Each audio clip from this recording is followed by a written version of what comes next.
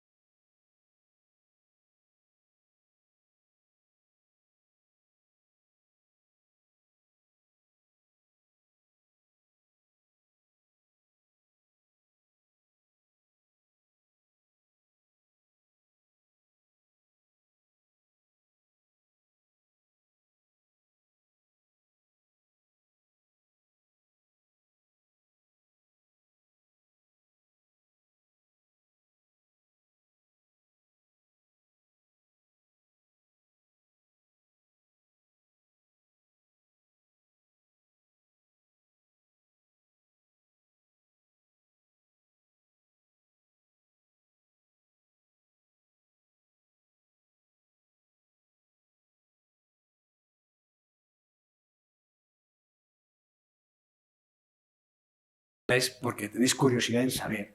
Curiosidad en saber es la esencia básica de la historia evolutiva de nuestra especie. Lo veremos enmarcado en un ámbito mucho más molecular, mucho más genético, pero en el fondo, el trasfondo real es que estáis aquí por ser o por tener curiosidad. Sino porque es que he pedido utilizar este micro mejor, porque voy a levantarme.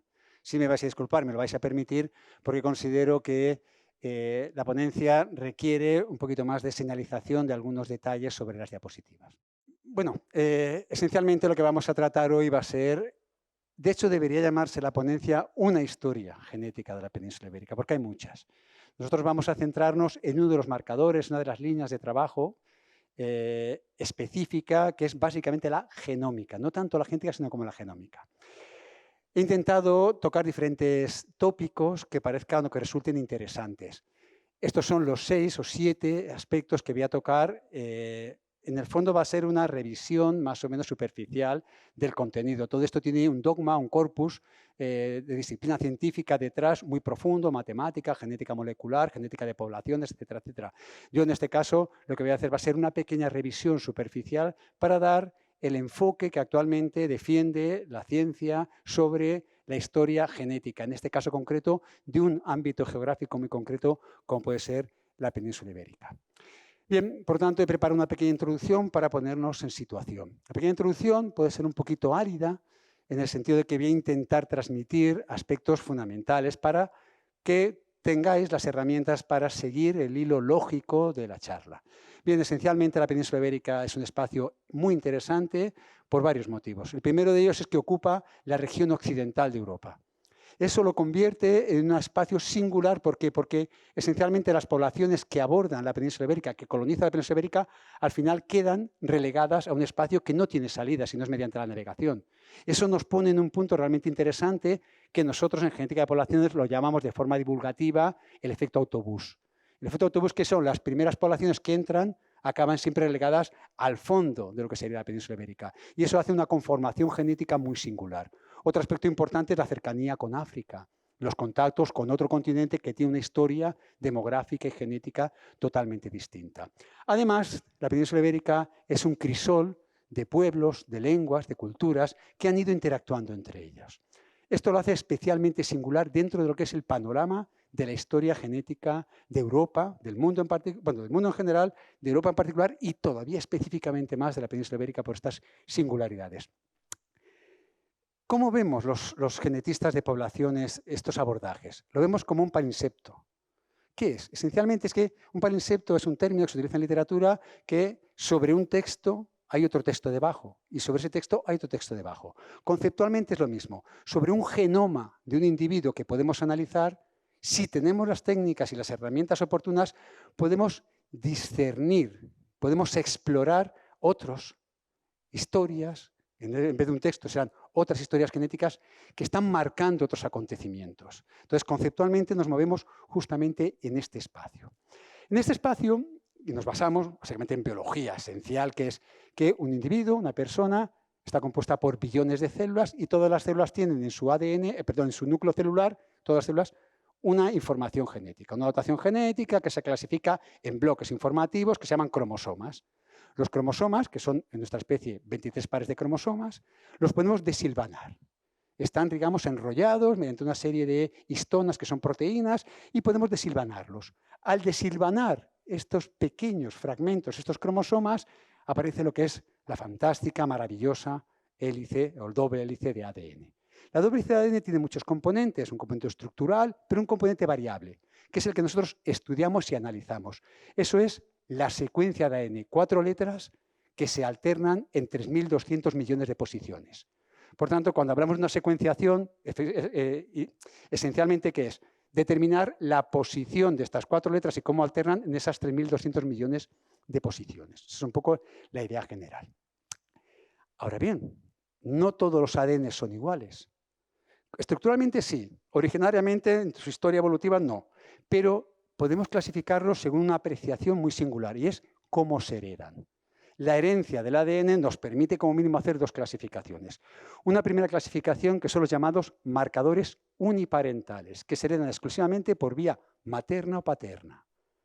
Por vía paterna se hereda el cromosoma Y.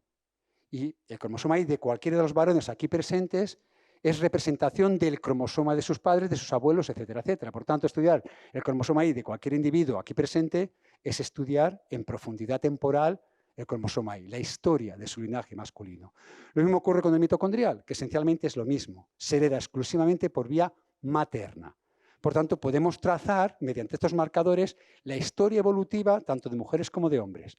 Pero existe otro componente mucho más complejo, mucho más profundo, mucho más potente científicamente, que es estudiar la composición genética de los cromosomas, de los 23 pares de cromosomas, 22 autosomas más los sexuales.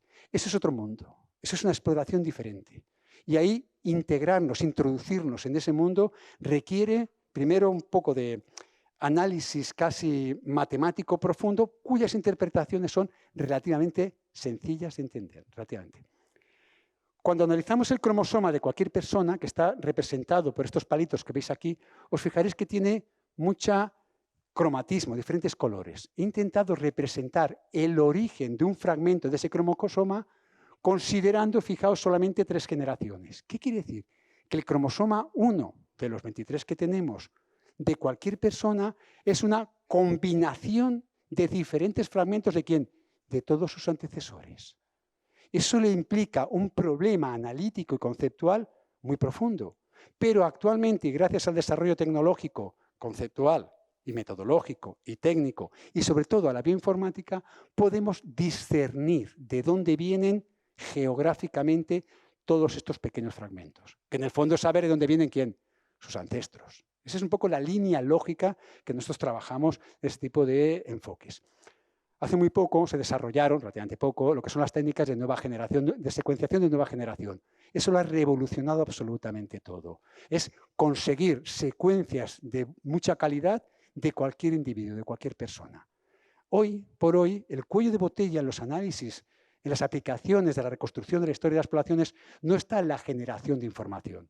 Está específicamente en el análisis de esa información. Corre más la generación de genomas completos que los algoritmos que nos permiten interpretarlos. Esencialmente, ¿qué tenemos? Que mediante secuencias, en función de lo que queramos estudiar con diferentes técnicas, tenemos que hacer siempre análisis bioinformáticos, que lo que nos permiten que es reducir la complejidad a unas dimensiones que nos permitan entender y deducir lo que está ocurriendo. Esa es la idea general, el marco global. ¿Qué ocurre aquí? Pues lo que podemos es hacer un análisis, una pequeña visión de cómo funciona el método. Cuando comparamos 2 personas de los aquí presentes, el 99,60% de su material genético son idénticas. Solamente el 0,4% es susceptible de tener pequeñas diferencias. Nosotros los llamamos polimorfismos o SNP. ¿De acuerdo? Ahora bien, ¿qué quiere decir esto? Esto es una implicación muy, muy importante. Porque cuando yo voy a hablar hoy de diferencias, no hablo de diferencias visuales y palpables de un individuo a otro. Lo que hablo es que en el contexto de la población, en el contexto poblacional, existen pequeños matices relacionados con este 0,4% de diferencia individual que nos permiten rastrear su historia evolutiva. Eso es conceptualmente muy importante. Un individuo tiene esta secuencia, guanina, timina, adenina, etcétera, etcétera. Aquí tenemos varios individuos. Cuando en una posición concreta del ADN tenemos una alteración de nucleótidos, eso se llama polimorfismo. Podemos estudiar la frecuencia de esos polimorfismos a nivel poblacional. O podemos hacer otra cosa más original. ¿Y qué es? Que extraer solamente los puntos variables que tienen las secuencias al compararlo con otros individuos y lo que extraemos, que es, en este caso, tiene una A, una G y una T, comparado con otros individuos que tienen en esta posición una G, una T y una A. Y generamos lo que se llaman haplotipos.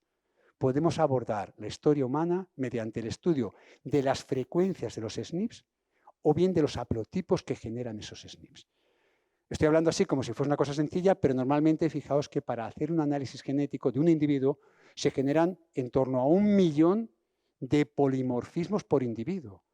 Si estamos trabajando con 100 personas en una población, son millones de información. Y si lo comparamos con otras poblaciones, son cientos de millones de datos que tenemos que generar. Y a esto tenemos que introducirle un elemento más complejo. ¿Y cuál es? Una disciplina de investigación antropológica que es la paleogenómica. Es decir, el estudio del ADN en restos que no están vivos, que proceden sobre todo de contextos arqueológicos o de cualquier otro tipo de contextos.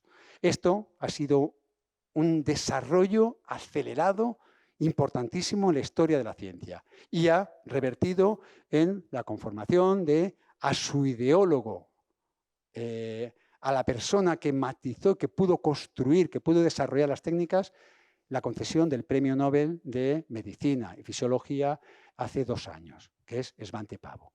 Lo interesante aquí que es que por primera vez en la historia de la humanidad o de los premios Nobel se le concede un premio Nobel a un antropólogo. No a un antropólogo, a una persona que se dedica a la antropología y a reconstruir nuestra historia. Muy bien, vamos por partes. Voy a intentar hacer un análisis un gradiente cronológico de la estructura genética de la población de la península ibérica. Aquí tengo que advertir una cosa importante. Me voy a concentrar solamente en estudios genómicos, es decir, de las regiones autosómicas. No voy a abordar el mitocondrial ni el cromosoma I. Eso tiene muchos enfoques, muchas aproximaciones, muchas ventajas, pero realmente lo que está conformando de una forma más detallada nuestra historia son los enfoques que voy a plantear ahora. También quiero advertir que esto es la historia que conocemos hoy. Mañana, pasado mañana, en 10 años, es posible que los desarrollos técnicos y los hallazgos que se llevan a cabo pueden variar perfectamente esta historia. Es la historia de una foto fija, de lo que sabemos hoy. Bien, el primer aspecto que tenemos que tener en cuenta es que la península ibérica forma parte de un contexto poblacional universal. Y ese contexto, para eso tenemos que saber algunos detalles. Sin entrar en temas de biología evolutiva, sobre todo fósil, de lo que sería el registro fósil, ¿qué tenemos? Si separamos el mundo en 4 grandes regiones geográficas, y esto es tiempo, observamos que en África se gestan los ancestros de nuestra especie. Y conforme va transcurriendo el tiempo, diferentes linajes de los antecesores de África van saliendo de África y van colonizando otras regiones extraafricanas. Esta salida, mucha gente la conoce con el nombre de Out of Africa, la salida de África. Esencialmente, hoy se tiene en cuenta o se cree que no es una salida ni 2 ni 3, sino que fue un concepto que se llama Out of Africa again and again, fuera de África una y otra vez, en lo cual indica que los corredores de la salida de África fueron constantes. ¿Esto qué implicó? Implicó que diferentes individuos que salen de África hace aproximadamente 600.000 años, estos descendientes que llegan hasta este punto y que desaparecen, en algún momento determinado, los linajes que evolucionaron en la propia África hacia Homo sapiens, cuando sale Homo sapiens de África hace 60.000 años, se encuentra con ¿quién? Con poblaciones que habían surgido de África unos cuantos de cientos de miles de años de antes. Y por tanto lo que tenemos que es 2 poblaciones del mismo linaje, pero con un tiempo evolutivo distinto. Esto se plasma en lo que son neandertales, denisovanos y Homo sapiens anatómicamente moderno. Mediante el análisis de los restos procedentes de la cima de los huesos, con una antigüedad de 400.000 años, se ha podido recuperar ADN. Estos restos de información lo que nos habla esencialmente que es que existe un linaje, una relación de linajes, de genética entre nuestra especie y los neandertales. Y sabemos que tuvimos una historia común hace 700.000 años, aproximadamente. Linajes que se separan, neandertales salen de África y evolucionan independientemente de los humanos, independientemente de los linajes africanos que evolucionan hacia humanos y salen a 60.000 años y se encuentran. ¿Qué ocurre en estos encuentros? Esencialmente lo que ocurre es que lo que hacen los humanos habitualmente, que es cruzarse entre ellos. Además, antes de ver este cruzamiento tenemos que apreciar una cosa muy importante, que técnicamente ha sido una revolución, y es que justamente también, fijaos, en Atapuerca, en la Galería de las Estatuas, se ha hecho un análisis profundo de los sedimentos y lo que se ha podido es recuperar ADN directamente del sedimento. Ni siquiera necesitamos actualmente huesos para recuperar su ADN.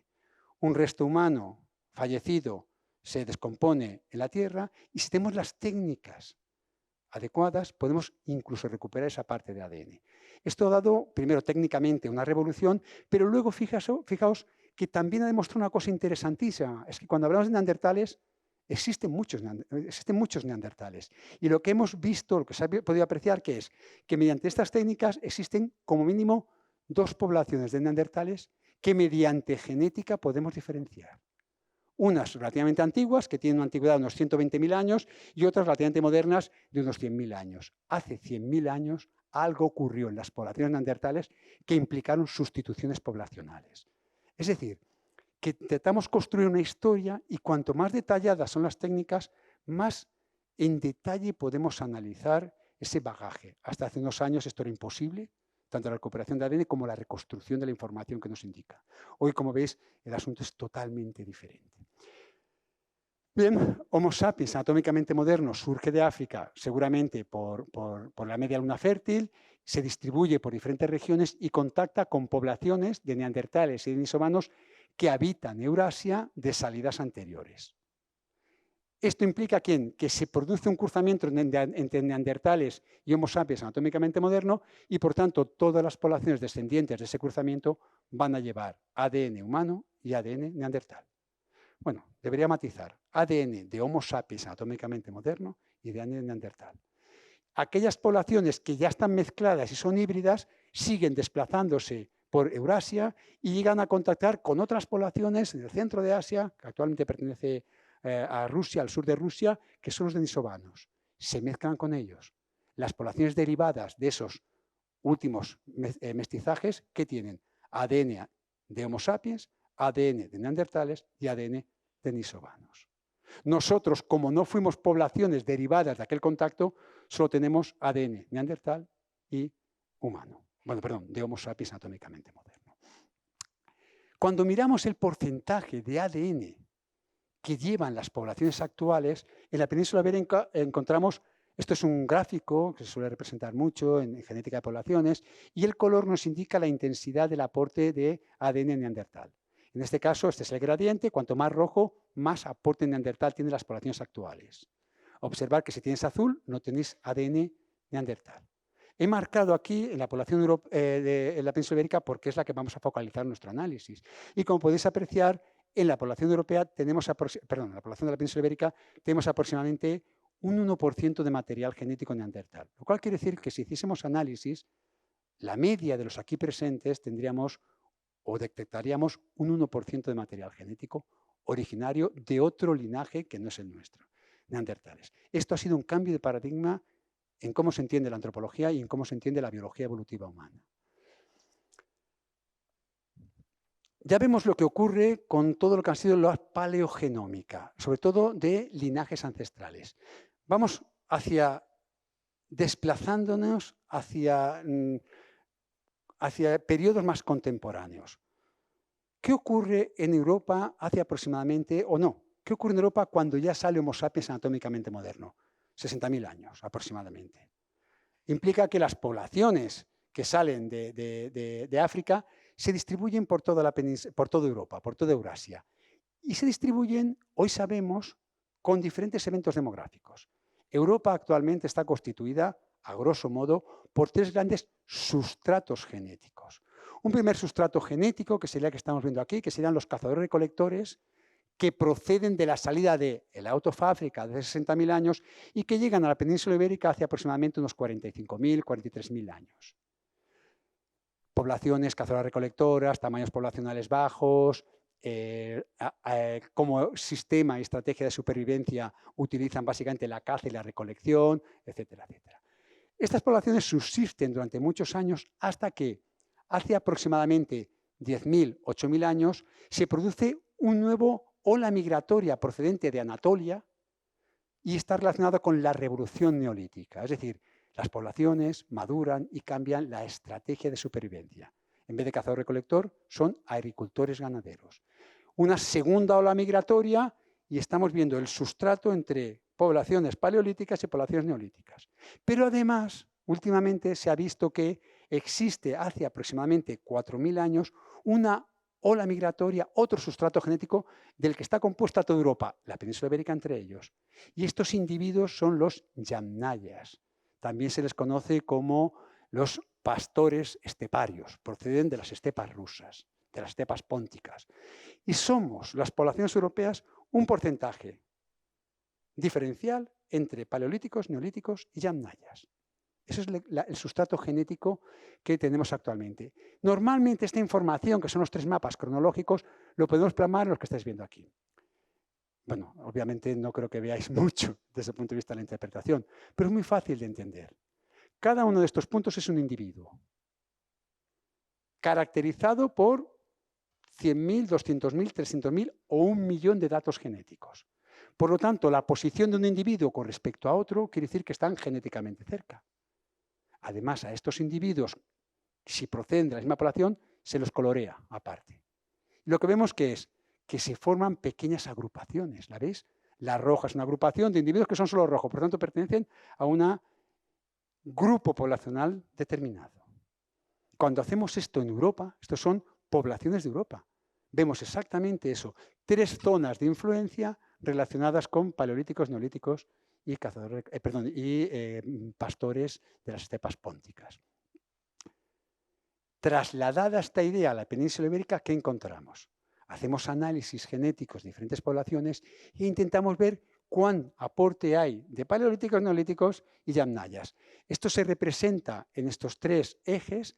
Aquí influencia yamnaya, aquí influencia cazador-recolector y aquí influencia de neolíticos. Y las posiciones de las poblaciones, estas son poblaciones europeas, las que nosotros conocemos, las que se han estudiado, fijaos, los vascos estarían en una posición cercana a los neolíticos, por lo tanto tiene un gran aporte genético de la ola migratoria neolítica, pero fijaos que dentro de las poblaciones que están marcadas en rojo de la península ibérica se distribuyen un poquito más hacia este vértice, que son cazadores-recolectores paleolíticos, lo cual nos hace pensar que proporcionalmente tendrán más aporte de cazador-recolector.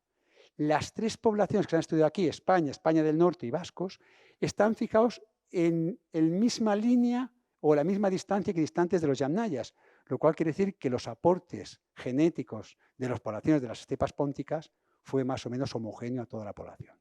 Eso es un poco la idea general. Los yamnayas, fantástico, actualmente pensamos que aportaron los carros de guerra, la rueda, aportaron el idioma indoeuropeo y algunas resistencias a algunos agentes patógenos. Bajo esta perspectiva, lo que algunos grupos de investigación, entre ellos un ponente que estuvo aquí hace poco, que fue Carles Lalueza, su equipo de investigación lo que hizo fue una idea, yo creo que sustancial, que fue un transecto genético de todos los yacimientos y todas las temporalidades a nivel de la península ibérica. Estos son las representaciones de todos los yacimientos que él analizó.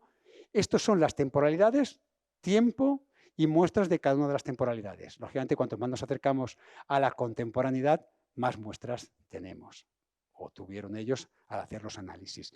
Fijaos que prácticamente existen solamente 4 muestras del Mesolítico, iberos del Mesolítico, y tenemos una altísima representación de poblaciones que están ya en periodos históricos. Estas muestras se comparan con otras que están en el acervo genético ya publicadas, por lo tanto nos permiten analizar globalmente, y lo que obtenemos son varios aspectos que nos hablan del pasado de la península ibérica. Quizás el aspecto más relevante o que implicó mucho debate en el ámbito científico fue esto que os estoy enseñando aquí. Esa es la única imagen que voy a representar de un marcador uniparental, que es el cromosoma Y. Aquí lo que vemos es tiempo, aquí lo que vemos es porcentaje de individuos en función del aporte de los yamnayas, es decir, de estas poblaciones esteparias, y que vemos que hasta prácticamente hace 3.000 años las frecuencias o la presencia de los variantes del cromosoma Y eran unas concretas, eran sobre todo basadas en el neolítico. A partir de este punto, cuando llegan las olas procedentes de las estepas pónticas, ¿qué ocurre? Que aparecen otros marcadores del cromosoma Y. La única explicación plausible a todo esto, ¿cuál es? Que hay una sustitución poblacional severa. En este caso, sustitución, como hablamos del cromosoma Y, de varones. Una de las grandes aportaciones de este trabajo es que se determina, se demuestra que hay una sustitución poblacional antes y después de estas llegadas de los individuos de las estepas pónticas o los yamnayas. Pero la aportación es más interesante. Esto es he intentado hacer un resumen complejo de lo que es la historia de la península ibérica utilizando paleogenomas de diferentes geografías y diferentes temporalidades. Esto sería el eje cronológico. Aquí aproximadamente tenemos los periodos de tiempo con su cronología y lo que estáis viendo aquí es el sustrato. Un sustrato ancestral de color violeta que está marcado por ¿quién? Por la ascendencia relacionada con los cazadores-recolectores. Está aquí bien. Otro aporte que se produce hace aproximadamente 7.000 años de las poblaciones del Neolítico que, como he comentado antes, proceden de Anatolia, de la actual Turquía. Y la población en ese punto determinado tenía una proporción principalmente neolítica que paleolítica. ¿Lo ves? El paleolítico marcaría el color morado, por tanto, la ascendencia más ancestral, y el rojo marcaría toda la llegada y todo el aporte que realizan los neolíticos. Pero si continuamos con el tiempo, si continuamos con la visión cronológica, ocurren diferentes eventos. se vuelve a producir un aporte de cazadores-recolectores que incrementa la presencia porcentual de marcadores procedentes del Paleolítico. Y si continuamos, en un momento determinado, lo que observamos que es aportes aproximadamente en un periodo de la Edad del Cobre, se han movido las cifras aquí, pero este valor aproximadamente sería de unos 2.000, 3.000, 4.000 años, quizás 4.000 años más bien, que nos demuestra que hubo contacto con población africana. El norte de África parece ser que en un momento determinado de la historia de la península ibérica hubo pequeños contactos. Esto se manifiesta porque se detectó un individuo que tenía ancestría africana justamente en el centro de la península ibérica, en Madrid, en un yacimiento de Madrid. Eso demuestra inequívocamente que había un individuo que como mínimo un individuo había llegado de África en ese periodo. Lo cual nos habla de un goteo de contactos y de un enriquecimiento de la población mediante otras variantes genéticas procedentes de África.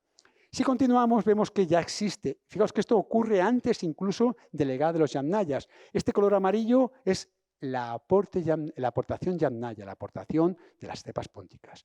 Esto implica que varían nuevamente las proporciones. Y en este corte temporal que tenemos, aporte paleolítico, aporte neolítico y aporte yamnaya, con pequeñas aportaciones de poblaciones norteafricanas.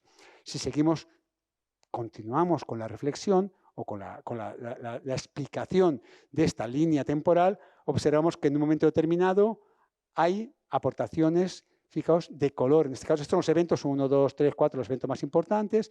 Y aquí lo que tenemos, fijaos, es una aportación de poblaciones que proceden del norte de África. Ahora sí, ¿relacionado con quién? Con la presencia de población musulmana relacionada con la expansión del Islam en el año 711 aproximadamente. Dejan una huella genética. Ahora veremos cómo y dónde. Pero en principio esto sería un gran componente. Una cosa importante. Vemos ya los grandes componentes de la península ibérica, vemos cuáles son los aportes que son paleolíticos, neolíticos, norteafricanos, yamnayas y norte de África relacionado con el Islam, pero cuando llegamos a periodos temporales más cercanos, observamos que la composición de diferentes poblaciones es distinta. La población del norte, sobre todo la población vasca, no tiene aporte africano y se compone casi exclusivamente de aporte de color rojo que corresponde al neolítico y de yamnaya que corresponde a las estepas pónticas. En el centro de la península ibérica la composición es más heterogénea, en la cual tenemos diferentes componentes, y en el sur, en Andalucía, tenemos una presencia relativamente elevada de aportación genética del norte de África. Eso sería en cuanto a la paleogenómica, pero podemos dar una vuelta de tuerca a todo esto, ¿y qué es? Aprovechar el estudio de la población actual. Es decir, existen los métodos adecuados para poder inferir al pasado la información recopilada en el presente. No es necesario irse a un hueso ni a un yacimiento arqueológico para recuperar el ADN, sino que tenemos el ADN de altísima calidad en todos los representantes actuales. Se extrae el ADN y mediante una serie de técnicas se intenta interpretar al pasado esa información. Este trabajo es un trabajo espectacular. Lo que se hace en este punto es buscar muestras que están marcadas con cuadritos y puntitos de todas las comunidades autónomas, o todas las grandes regiones geográficas de la península ibérica. Y lo que se hace es comparar uno a uno los individuos, y conforme más se parezcan estos individuos, se les da una pincelada cromática distinta. Lo que estamos diciendo, desde el punto de vista, digamos, sencillo, superficial, ¿qué es? Que los colores están marcando semejanzas genéticas. Lo sorprendente de este trabajo que lideró Ángel Carracedo justamente desde la Universidad de Santiago de Compostela, que es que las semejanzas genéticas en la península ibérica son, sobre todo, con un gradiente norte-sur. Se parece genéticamente más un gaditano a un asturiano que un gaditano a un almeriense, genéticamente hablando. Una sorpresa impresionante o muy importante. Ahora bien, está la interpretación de todo esto. ¿Por qué? Cuando se hace este tipo de análisis, los especialistas, en este caso, que escribieron este artículo, se basaron en apoyo de los lingüistas. Y los lingüistas dedujeron, fijaos, que en un mapa de la evolución de las lenguas de la península ibérica, el desarrollo y la distribución de las lenguas aproximadamente en el año 1300 coincidía con ¿quién? Con las clinas de semejanza genética de la península ibérica.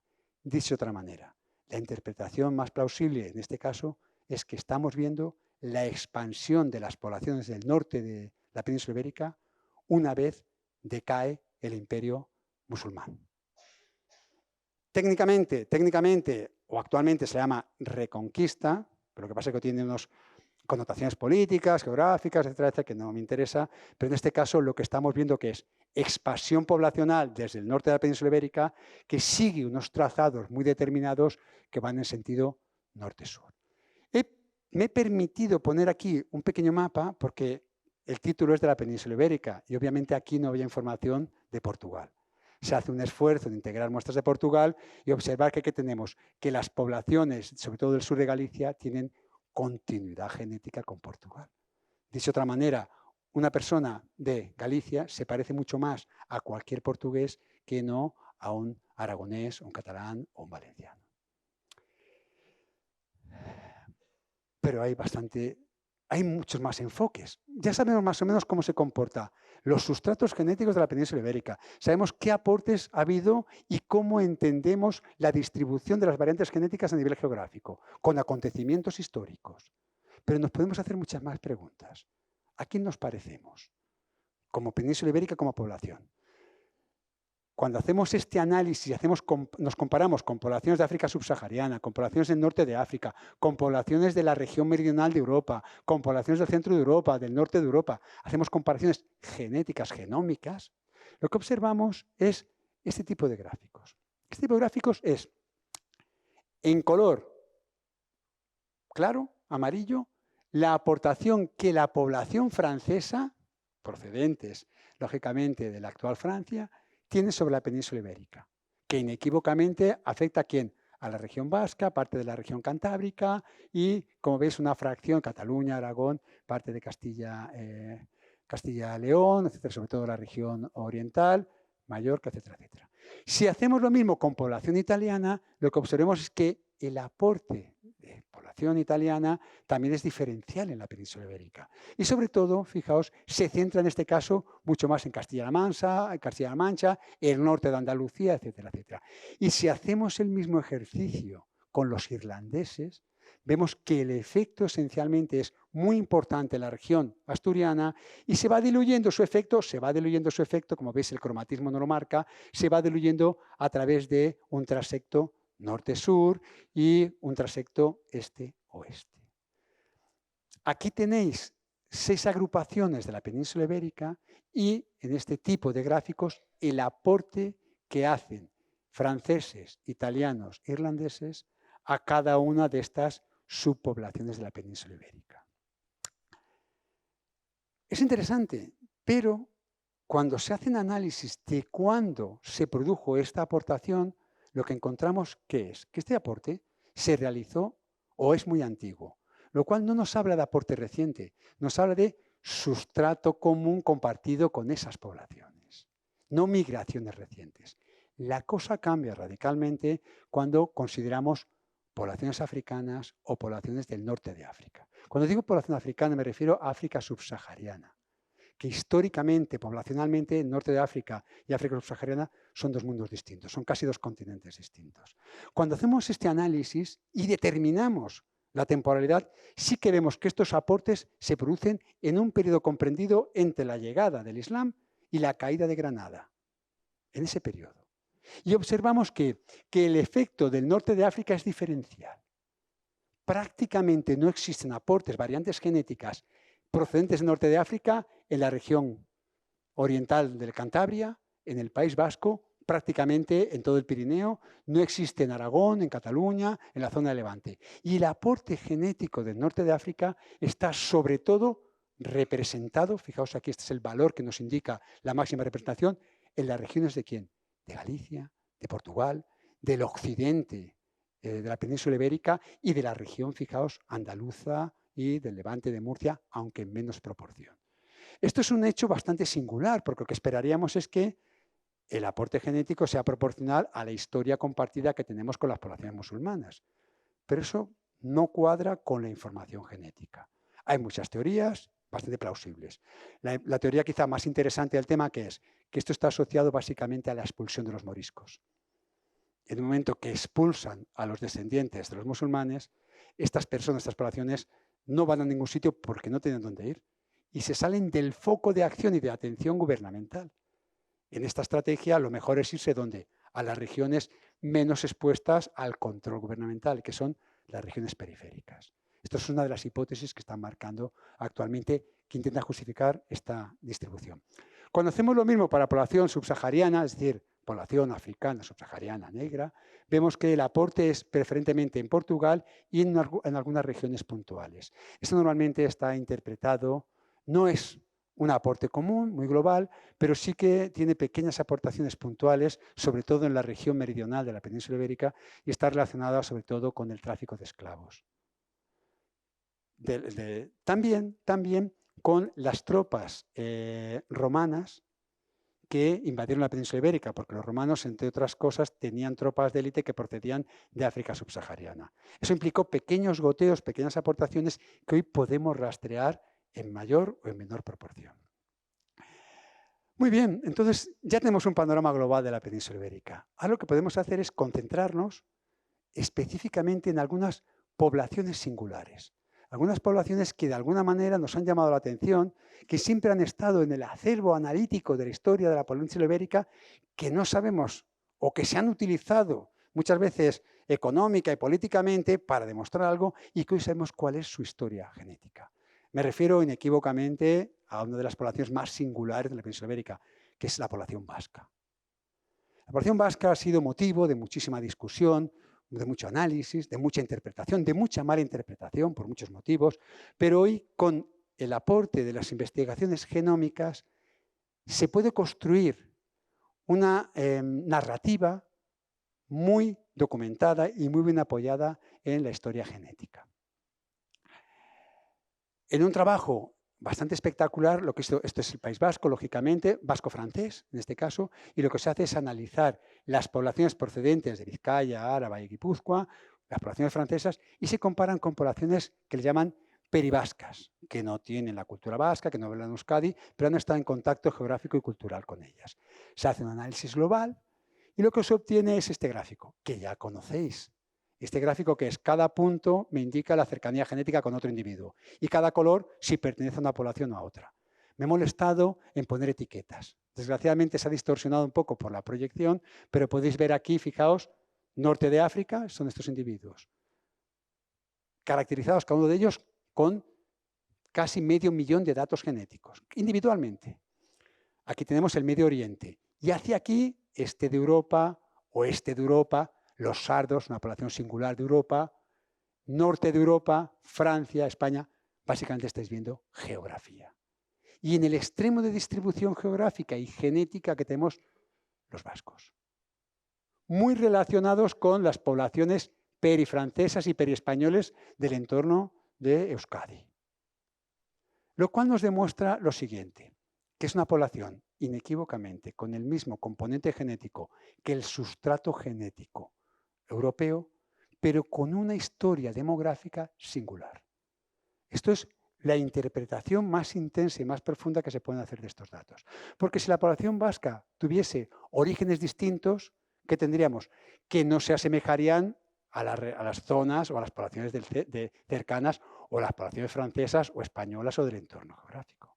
Entonces, esta cercanía marca el mismo sustrato, pero esta singularidad de encontrarse en el área de distribución más alejada del resto nos habla de ¿quién? De una historia singular. Esta historia singular se puede resolver de muchas maneras. Una forma de resolverla es mediante esta representación que os voy a explicar. Cada una de estas barras que estáis viendo aquí pertenece a una población.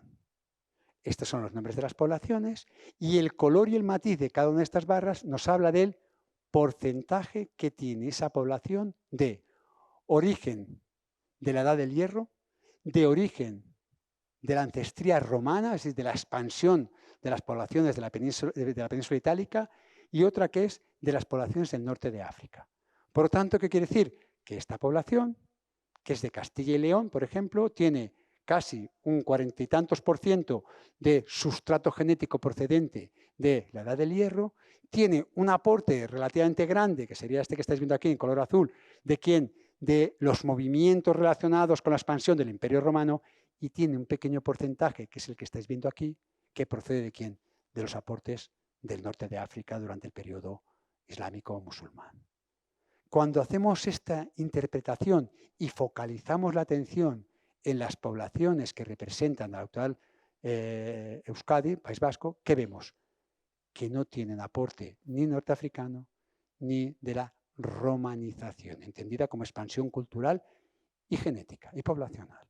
Lo cual nos indica que por una parte tenemos que es un sustrato genético, basal de todas las poblaciones de Europa, pero por otra parte vemos que no tiene los mismos componentes que tienen otras poblaciones. La interpretación más plausible a estos datos, ¿cuáles son? Que la población vasca se gesta en la Edad del Hierro, se aísla por componentes geográficos, se aísla o se acrecenta retroactivamente, se retroalimenta esa aportación, ese aislamiento por el lenguaje. Es el único lenguaje prácticamente de Europa que no es indoeuropeo. Esto hace que sean poblaciones aisladas que evolucionan demográficamente distintas al resto de las poblaciones. Toda la aplicación, toda la visión que se tenía sobre que los vascos eran una población ancestral de Europa, esto está totalmente desbancado y actualmente los vascos son ¿quién? Una población del sustrato genético europeo con una historia demográfica singular. Podemos seguir buscando, podemos hacer otros enfoques. Por ejemplo, ya sabemos que los vascos tienen una historia demográfica distinta. También nos podemos plantear ¿y qué aportan al resto de la península ibérica? Pues se sabe que en los últimos años, sobre todo en las últimas décadas, se puede rastrear y datar la población vasca. Fijaos que aquí estamos viendo lo mismo. Altísimos componentes de variantes genéticas propias del País Vasco. Recordar, cuando digo propias, quiere decir que son pequeñas variaciones a nivel poblacional, que las buscamos, no es que sean distintos en nada más, sino en pequeñas variaciones en las frecuencias de algunos SNPs. Entonces lo que vemos es que su área de influencia genética, observar cómo se distribuye norte-sur y de alguna manera también occidente-oriente, pero en menor medida. El color claro en este caso habla de máxima intensidad de representación genética de esa población y conforme vamos degradando este color podemos ver cuánto se ha aportado al resto de poblaciones de la península ibérica. No solamente se puede detectar de dónde proceden y quiénes son y cuál es su historia, sino que también podemos detectar mediante estas técnicas cómo han aportado material genético al resto de las poblaciones, en este caso de la península ibérica.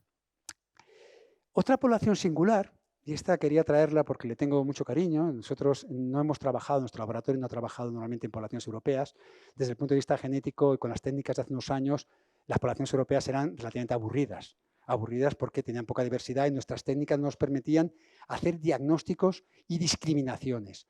Actualmente nos dedicamos más bien a estudios de poblaciones indígenas de diferentes partes del mundo, pero últimamente con el desarrollo de las técnicas nos permiten analizar y discriminar historias mucho más recientes a nosotros, demográficamente hablando. Una de estas poblaciones que justamente abordamos desde la Universidad Complutense y también tuvimos aporte y ayuda de Farmamar por una serie de circunstancias, era la población agote. La población agote es una población, no sé si la conocéis, extremadamente singular. Población marginada desde el año 1000. Marginada es que hasta hace muy poco tiempo se les consideraba parias en una región que actualmente sería el norte de Navarra. Subsisten muy pocos, nosotros fuimos ahí a la región de Navarra, tomamos muestras y entonces hicimos un análisis comparativo para intentar determinar de dónde venía esta población. Os sonará seguramente a muchos de vosotros, sobre todo los que tenéis ya una edad, aquellos libros famosos que eran Los pueblos malditos de España. Entre los pueblos malditos de España, uno de ellos eran los agotes. Mal traído el título, pero en aquella época en el contexto lo que hablaban que eran poblaciones singulares en el contexto y en el acervo genético y cultural de la península ibérica.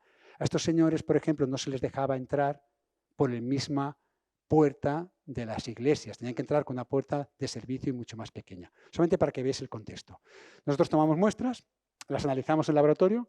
Y aprovecho para agradecer a Alicia Portela, que es mi doctoranda, que ha hecho los análisis, muy bien, por cierto. Y aquí lo que vemos, fijaos, que es lo mismo. Vemos que norte de Europa, porque sí había muchas teorías, que si eran godos, por tanto centroeuropeos, que si eran musulmanes, por tanto norteafricanos, que si eran judíos, bla, bla, bla. Lo que hicimos fue un análisis genómico comparado con otras poblaciones y lo que vemos que es que esencialmente este es el norte de Europa y aquí están los agotes. La interpretación de estas gráficas, como ya hemos planteado, que es que los agotes se parecen más a los individuos que están más cerca en esta distribución superficial y los individuos a que más se acercan que son del Valle del Baztán, de navarros y de vascos. Dicho de otra manera, los agotes no vinieron de ningún sitio. Los agotes eran población autóctona. Otra cosa es el por qué su historia singular de marginación, es otra historia, pero genéticamente, inequívocamente, son población del mismo sustrato genético que el entorno del Pirineo Occidental. Otra población, he elegido algunas que me han parecido interesantes, son los gitanos, los pueblos romaní. ¿De dónde viene el pueblo romaní? Se ha especulado mucho sobre ellos, se habla mucho sobre ellos. Es un sustrato genético que está en la península ibérica, por tanto tenemos que dedicarle, por honestidad científica, atención. Este pueblo, el pueblo romaní, se han hecho muchos estudios. Este estudio especialmente es interesante con genomas completos, no con marcadores uniparentales, con genomas completos. Se han recopilado muestras de diferentes poblaciones de Europa, del pueblo romaní, y se ha podido determinar dos cosas importantes. Uno, que su origen inequívoco, aquí veis en color rojo la probabilidad de que los romanís procedan de esa región. Cuanto más rojo, más probable que estéis viendo que la población romaní, según sus variantes genéticas, procede de algún lugar del noroeste de la India. No solamente eso, sino que mediante estas técnicas podemos ver su origen, que sería este de aquí, y cómo se van diversificando las poblaciones en un periodo temporal. Estas serían las poblaciones que serían de Europa, no romanís, no gitanos, poblaciones de Asia, Oriente Medio, no romanís, no gitanos, y la población gitana, que serían estas de aquí, la población romaní, fijaos que en algún momento determinado, hace 27.000 años, junto con las poblaciones del este de Asia, formaban parte de ellas, se van fraccionando las poblaciones. Hace 1.500 años, las poblaciones de la India, romanís de Bulgaria y romanís de la península ibérica, eran la misma población. Dicho de otra manera, hace 1.500 años se produce el éxodo romaní desde la India hacia el occidente europeo. Mediante una serie de procesos más o menos controlados, conocidos, hoy sabemos que hace aproximadamente unos 800 años se produce una reexpansión desde la región del Cáucaso hacia el resto de las poblaciones de Occidente. Por tanto, los pulsos poblacionales de los romanís tienen dos grandes eventos. Un evento de origen de la región de la India, del norte de la India, y otro evento de expansión posterior desde la región del Cáucaso. Y hoy forman parte de nuestra población. A esto tendríamos que romper los prejuicios que tenemos actualmente. Es que los gitanos no se mezclan, los romaníes no se mezclan con nadie. No es exactamente cierto. Cuando hacemos un análisis de semejanzas poblacionales, que ya hemos explicado, observar que estos son los gitanos, los romanís. Los romanís caen muy cerca de Europa, relativamente alejados de la India. ¿Qué quiere decir? Que en ese avatar de sucesiones y de desplazamientos históricos han ido acumulando pequeñas variaciones que los han diferenciado de su población original. Y su semejanza con Europa, la única explicación posible que es el mestizaje. Dicho de otra manera, existe un alto componente de mestizaje de la población romaní con las poblaciones autóctonas de las regiones geográficas europeas en las que fueron conviviendo. El último aspecto que quería comentar es que todas estas herramientas están muy bien para el conocimiento de la historia de las poblaciones, pero también tienen aplicaciones. Entonces, me he permitido el lujo de, aunque no soy especialista del tema, sí que explicar las pequeñas aplicaciones que se tienen o que se pueden hacer mediante el conocimiento de la ancestría de las poblaciones. Esto, en términos claros, sería algo así como los primeros pasos de la biomedicina o de la medicina personalizada. Es la clave. La medicina personalizada no se va a poder desarrollar con la potencia que técnicamente se puede si no se conocen las historias poblacionales que hay detrás y los porcentajes de mestizaje. He elegido algunos ejemplos. Algunos son desarrollos científicos que se están poniendo en marcha y otros ya han aportado alguna información bastante relevante. ¿Qué tenemos? Este es un trabajo que se publicó hace muy poco y que muestra una cosa singular. Aquí arriba lo que estamos viendo es la frecuencia de la enfermedad autoinmune de esclerosis múltiple a nivel europeo. Y abajo estamos viendo la frecuencia del aporte de las poblaciones de las estepas pónticas en la población europea. Y podemos observar que hay cierta correlación. Dicho de otra manera, por acontecimientos genéticos adaptativos y de defensa ante agentes patógenos, de alguna manera, esa acción de las estructuras genéticas en contra de agentes patógenos se ha visto reflejada ¿dónde? En una enfermedad que actualmente es autoinmune y de relativa incidencia. Dicho de otra manera, es más probable que una persona padezca esclerosis múltiple si tiene más porcentaje de ¿quién? De pueblos y amnayas. Esa es la conclusión definitiva. Por lo tanto, si se quiere hacer una política sanitaria efectiva y óptima, hay que tener en cuenta qué porcentaje tienes de ancestría de esta población. Esto se ha hecho, por ejemplo, en población sobre cáncer, por ejemplo, y se ha visto que esta es una población que he elegido porque es las pocas que hay, pero estudios sobre cáncer, en este caso es cáncer de mama, lo que se ha visto es que dependiendo de esta es población mestiza americana. La he puesto aquí porque la población del aporte europeo es español, de la península ibérica, pero no tiene que ver con lo que estamos hablando. Se ha visto que la incidencia o la presencia de más aporte genético europeo a la población mestiza, en este caso colombiana, aumenta la probabilidad de desarrollo de cáncer de mama. Lo que esté ocurriendo genéticamente para que esté implicado en el desarrollo de un fenotipo patológico como es el cáncer, lo que esté ocurriendo, esas partes de las regiones genómicas tienen o pueden situarse en el tiempo y en el espacio. En este caso, en el acervo que aportaron los europeos a esas poblaciones. Estudios que se están realizando, lupus, es maravilloso el lupus, porque se sabe que, por ejemplo, el fragmento que ocasiona lupus en población mestiza americana es de origen europeo también. Es más, las variantes que protegen al desarrollo de lupus, enfermedad autoinmune, en poblaciones de América Latina, es el componente indígena. O sea, no es ni bueno ni malo, es lo que hay. La obesidad está asociada de alguna manera a la ancestría. Las enfermedades cardiovasculares, están haciendo investigaciones y ya empiezan a haber relaciones entre ancestría y este tipo de enfermedades. Bueno, la fibrosis quística, que todos sabemos que tiene básicamente un componente europeo. El 10% de la población europea puede desarrollar la fibrosis quística y es prácticamente nula en Europa o en poblaciones asiáticas. El VIH. Parece que la sensibilidad a padecer VIH depende de la ancestría, de los componentes genéticos, las variantes genéticas. El envejecimiento y el deterioro cognitivo. O también determinados tipos de reacciones contra agentes patógenos, por ejemplo, el propio COVID. La propia COVID, hoy sabemos que depende de la ancestría de los individuos que padecieron la COVID, pudieron desarrollar algún tipo, o mejor dicho, pudieron desarrollar con más severidad algún tipo de problema respiratorio. Dicho de otra manera, en la ecuación de la historia, en la ecuación de la información que necesitamos para desarrollar técnicas biosanitarias, es imprescindible conocer la ancestría. Pero además, a la hora de intentar reconstruir nuestra historia, de saber cómo somos, de por qué somos como somos, de qué variantes genéticas tenemos, como veis, la aportación de los estudios basados en ascendencia son especialmente fundamentales. Muchas gracias.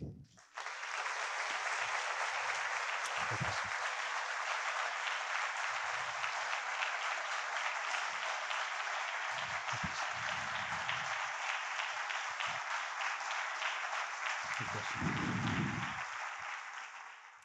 Buenas tardes, muy interesante su conferencia, muy interesante. Yo no soy genetista, soy más bien historiadora, pero respecto a las poblaciones singulares, me gustaría, si pudiera ser, que hablara de los pasiegos de Cantabria. Mi familia viene de allí y son todos morenos con el pelo rizado, mientras que los demás son rubios. Gracias. Sí, muchas gracias. Bueno, la pregunta es muy pertinente porque dentro de los pueblos estos malditos de la península ibérica, mal llamados malditos, están los pasiegos. Cuando se hacen análisis genéticos de los pasiegos, no se han hecho análisis de genómicos, se han hecho solamente análisis uniparentales. Y lo único que se demuestra es que básicamente son de la población autóctona.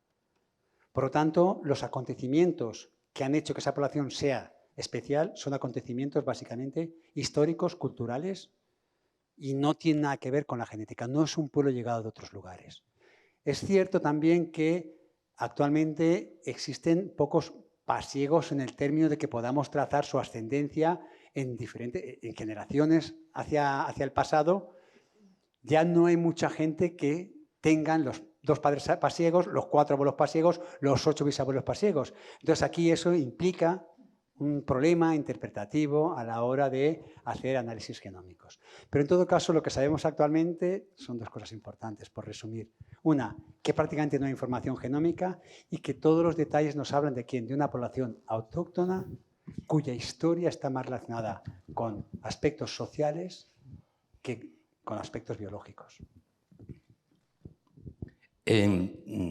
Muchísimas gracias, porque he disfrutado una barbaridad. Gracias.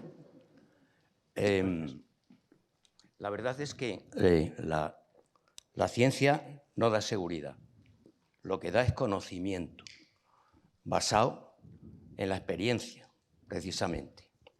Y la verdad es que este tipo de estudios nos permite conocer y derribar muchos prejuicios.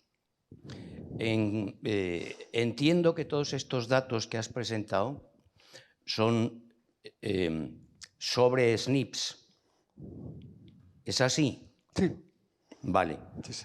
Gracias. Hay una cosa, sin embargo, a mí una cosa que me llama mucho la atención es, porque se ha repetido además luego a lo largo de la historia, es la sustitución de los haplotipos.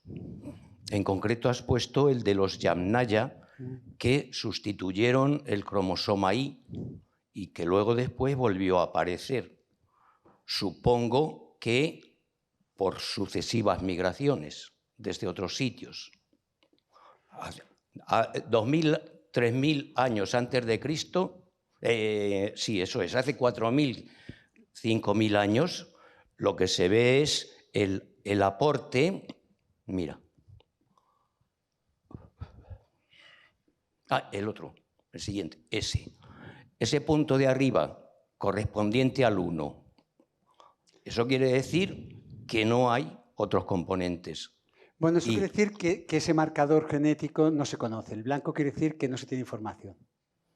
Es un individuo al que no se le pudieron caracterizar genéticamente. Perdón, creí que correspondía, pero vamos, que entonces no desapareció el cromosoma Y original, sino que fue sustituido en gran parte. Claro, todos los cromosomas Y originales del periodo anterior, que están marcados con azul y que representan un haplogrupo determinado, todos ellos desaparecen y aparecen nuevos.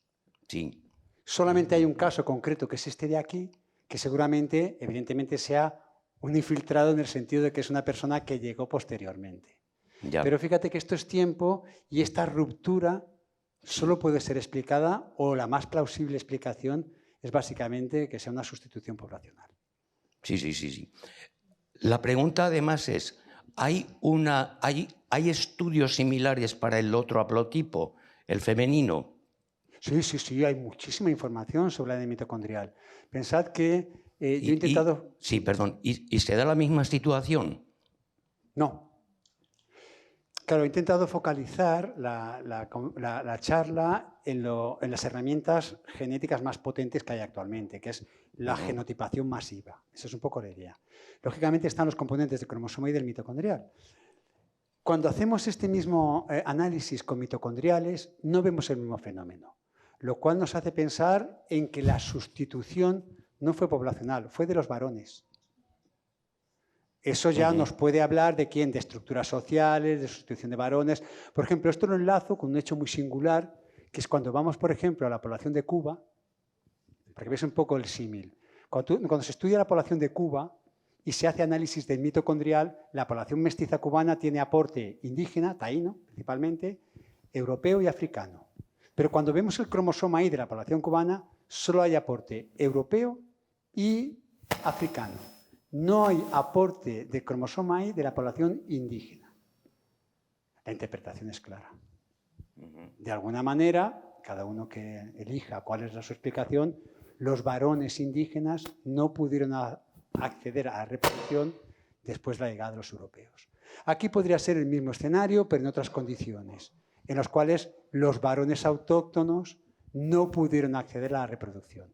¿Eso fue de forma pasiva o activa? No lo sabemos. Sabemos el dato crudo y la interpretación, pues ya depende, digamos, de otras disciplinas que colaboren y que intenten ajustar todas las piezas del puzzle. Muchas gracias. No, gracias a ti por preguntar. Hola, muy buenas. Muchísimas gracias por la ponencia, para mí absolutamente interesantísima. Yo estoy estudiando historia y bueno, pues hay muchas de las cosas que has dicho que realmente me abren los ojos. Por ejemplo, ahora la historiografía está discutiendo sobre la repoblación y la reconquista y bueno, pues parece que los estudios genéticos demuestran, no sé si en esa misma forma que se contaba antes por Claudio Sánchez Albornoz, sino por otra, sino está demostrando que parece que hay unas franjas evidentes de bajada de población o colonización o como lo queramos llamar. Mi pregunta va por otro camino y es, me ha parecido ver en el gráfico sobre las poblaciones neandertales y el porcentaje que se tenía de población neandertal en cuanto a los continentes, que parece que, bueno, más hacia Asia hay como más presencia de ADN neandertal, lo cual para mí es una sorpresa porque parece ser, o yo tenía esa idea o ese prejuicio de que las poblaciones neandertales eran fundamentalmente europeas y como llega ese ADN a la zona asiática me resulta, no sé, si hay alguna explicación. Sí, hay muchísimas explicaciones. Mira, la idea esencial es que cuando Homo sapiens... Fíjate que, por ejemplo, en África no existe aporte neandertal, porque básicamente las poblaciones de África no se mezclaron. Si salen las poblaciones de Homo sapiens, el contacto se produce en el Oriente Medio. Por tanto, las poblaciones que no se han movido no se han mestizado. Entonces, una vez que tenemos la presencia el contacto entre os diré, Homo sapiens anatómicamente moderno y neandertales, hasta ahora se pensaba que había sido un solo contacto, un solo evento. Hoy se ha visto que eso se ha reproducido una y otra vez. Cada vez que piensa que las poblaciones neandertales eran poblaciones aisladas con bajos tamaños poblacionales, pero distribuidas en toda Eurasia. No es europea, es euroasiática la población neandertal. De hecho, por ejemplo, en la región de Denisova, que estaría aquí, hay restos neandertales. Entonces, la expansión es mucho más amplia. Lo que estamos viendo aquí que es un evento fortuito en el cual las poblaciones de Homo sapiens que van avanzando se encuentran o no con poblaciones neandertales y se cruzan o no. O sea que al final lo que tenemos que es un espectro probabilístico de encontrarse con otra población y cruzarse. Eso explicaría un poco la diferente distribución que tenemos en cuanto a los aportes neandertal a las poblaciones. Pero existe otro componente muy interesante y es una reflexión un poquito más profunda. ¿En qué consiste? El aporte de material genético neandertal es posible que en algunos casos nos dé una ventaja evolutiva. Y en otros casos ese aporte podría ser que fuese una desventaja evolutiva. Quien va a marcar que ese aporte sea beneficioso o perjudicial es el medio. No es lo mismo el medio y el ecosistema que tenemos en la región oriental de Eurasia que la que tenemos en la región occidental. Por tanto, lo que tú puedes ver que es que puede haber habido una selección natural a favor o en contra de fragmentos presentes en Homo sapiens derivados neandertales en función de los ecosistemas que estás habitando. Esto sería otra explicación basada en genética de poblaciones que desde mi punto de vista es más elegante y mucho más atractiva. Justificaría un poco esas distribuciones. De nada. Sí, hola, buenas tardes, doctor. En principio, bueno, pues darle la enhorabuena por su magnífica conferencia que nos ha realizado hoy. Y bueno, pues me voy a aprovechar un poquito y le voy a realizar dos preguntas. La primera sería, a lo largo de su conferencia nos ha indicado bueno, pues la realización de diversas técnicas en el análisis del ADN. Sí que me gustaría, por favor, si fuera tan amable, bueno, pues si nos podría indicar cuáles son las principales técnicas que se utilizan actualmente para el análisis de este ADN. Y la segunda pregunta, sí que me gustaría también saber si la secuencia de nucleótidos ha permanecido siempre la secuencia de nucleótidos, digamos, predominante, ha permanecido siempre invariable o ha habido en algún momento un cambio que fue el que ya decidió el que fuera de una especie a otra especie, ese cambio a lo mejor de adenina, tiamina, o siempre ha sido invariable a lo largo de las distintas especies? Bueno, son preguntas de altísima profundidad.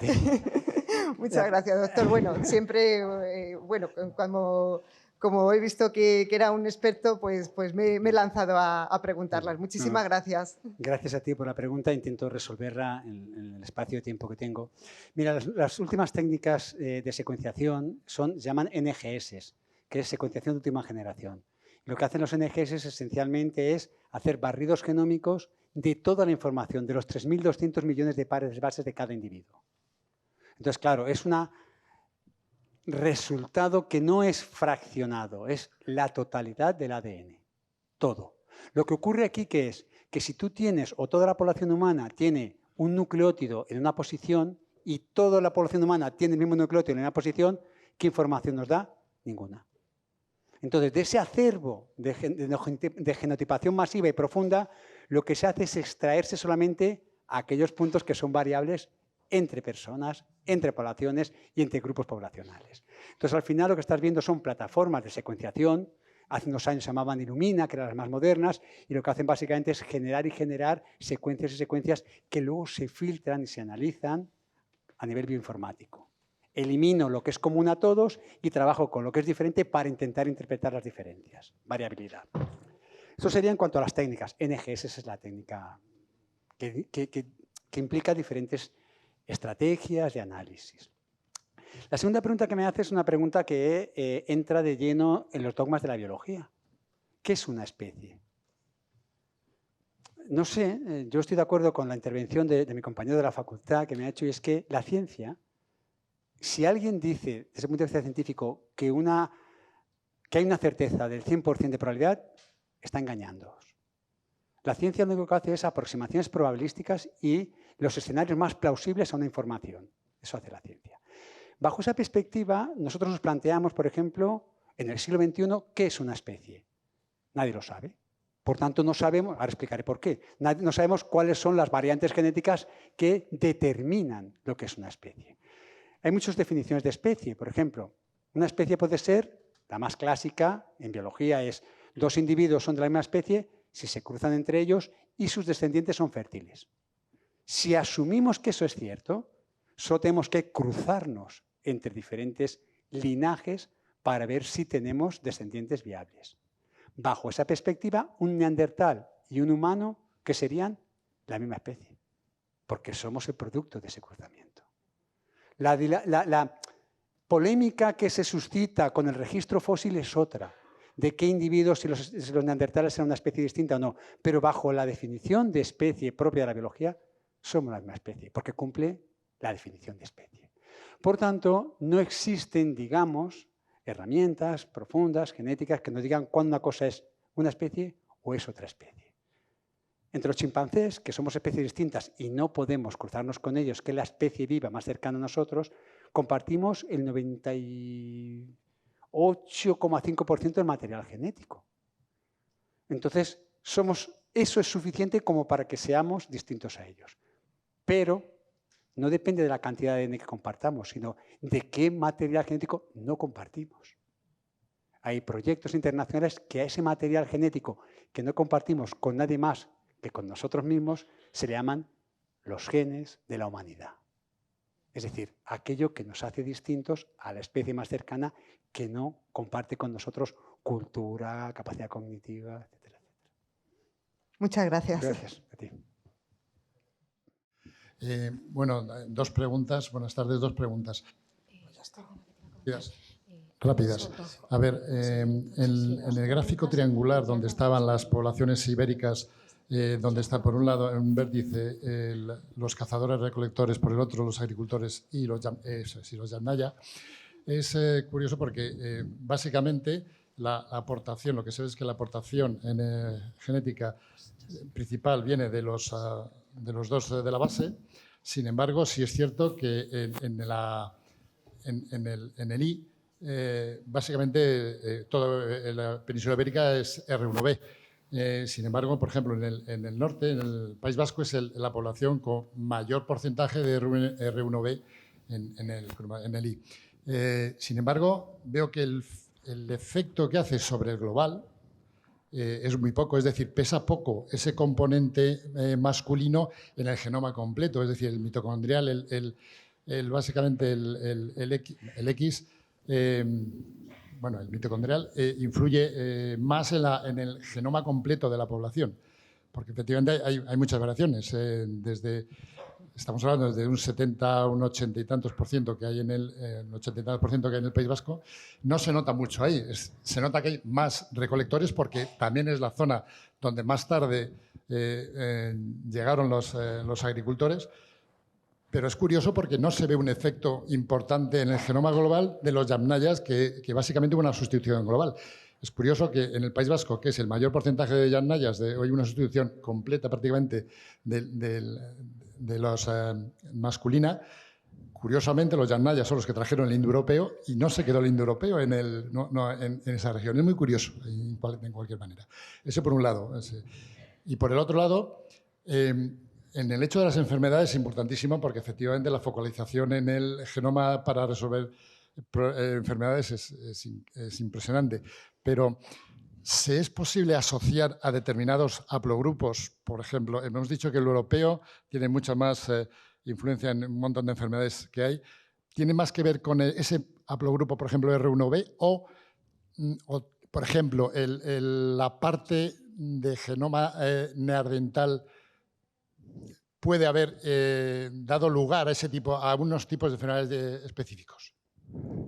Bien, son dos preguntas, voy a intentar abordarlas como me las has hecho. Piensa una cosa, de los 3.200 millones de pares de bases que constituye el genoma, 16.559 son del mitocondrial. Si calculas el porcentaje, verás el peso relativo que tiene la información mitocondrial con el genoma completo.